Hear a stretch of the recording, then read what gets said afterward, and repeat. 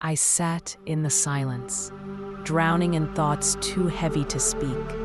Pain wrapped around me like cold water in winter. I asked God, "Where are you now?" And in the stillness, a verse whispered back, "When you pass through the waters, I will be with you." The waters rose, loss, heartbreak, failure, regret. They pulled at me like waves against fragile skin. I wanted to run, but there was no shore in sight. I wasn't swimming, I was sinking. But even there, I wasn't alone. I didn't feel him at first, not in the noise of panic or the ache of confusion. But beneath it all, there was a quiet strength holding me. Unseen, unfailing, unwavering. That's where he stayed, with me in the deep. And the fire came, not flames, but fierce trials. People I trusted walked away. Doors closed when I needed them most. It scorched everything I leaned on for identity. But it did not consume me. I learned that God doesn't always rescue you from the fire. Sometimes he walks with you through it. He protects what matters most, your soul. He lets the outer fall away so the eternal can rise. And that's where healing begins. I saw the ashes of who I used to be. A heart that sought approval, not purpose.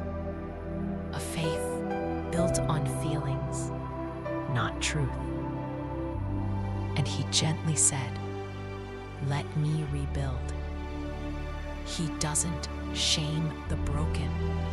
He restores them. Each trial became a mirror, not to show my weakness, but his strength. He was never afraid of my mess.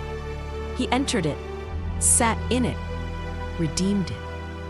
That's the God of Isaiah 43:2. I kept walking through confusion, through loss. Some days, it was just one shaky step at a time. But each step became a prayer, each tear an offering, each breath a testimony. There were nights I questioned everything, nights where my faith felt like flickering embers. But even the smallest flame can light a path. He didn't need me to be strong, just willing, and he carried the rest. I realized the fire didn't come to break me. It came to burn away the lies I believed, that I was alone, that I was forgotten, that I was too far gone. With each flame, truth was revealed. I am chosen, even when I feel abandoned. I am loved, even when I feel unworthy. I am held, even when I fall. God's promise doesn't depend on my perfection. He walks with me, not ahead to judge, not behind to push, but beside me in the ache and the healing, in the breaking and the rebuilding, in the silence and the song. He never left. The water didn't drown me. The fire didn't burn me, because his presence was the anchor, and his word was the flame that warmed, not consumed. This is the beauty of walking through it. I stopped praying for easy. I started praying for presence. I no longer begged for escape. I asked for endurance. And he gave it, day by day. People saw my storm, but not the peace within it. They saw the breaking, not the blessing. But I knew, deep down, I was being remade. Not ruined, but reshaped. Not discarded, but deeply loved. God never said the waters wouldn't come.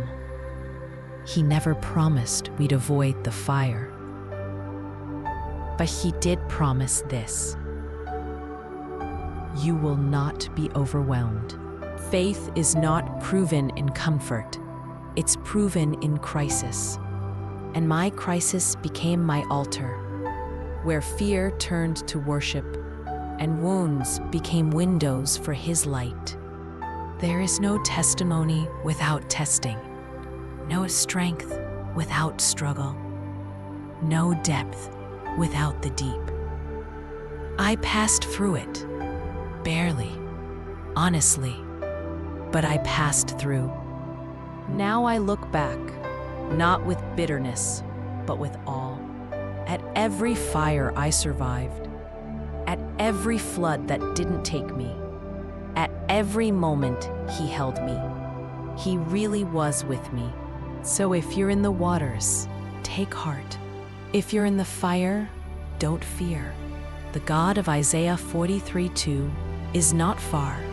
He is right beside you, and he is not finished with your story.